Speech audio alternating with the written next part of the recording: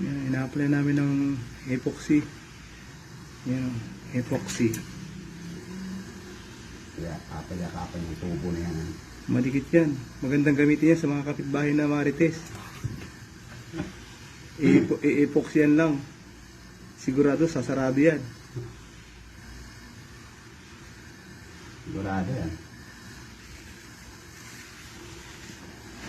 Yung gamot kay Marisol, ni-invento pa. Marisol. Kung anong chemical ang gagamitin.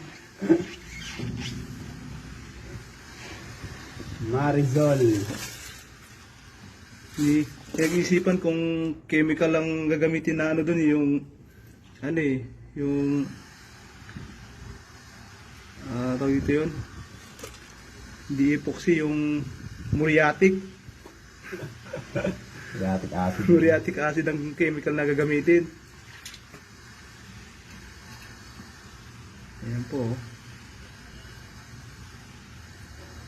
Ay, parang naglalaro. Kasi may dumaan, tinatambayan kasi ng tubig yan eh. Hindi siya, sabi daanan mo eh. Hindi naman, tinambayan. Kaya ito rin naglilig sa baba. Tinambayan.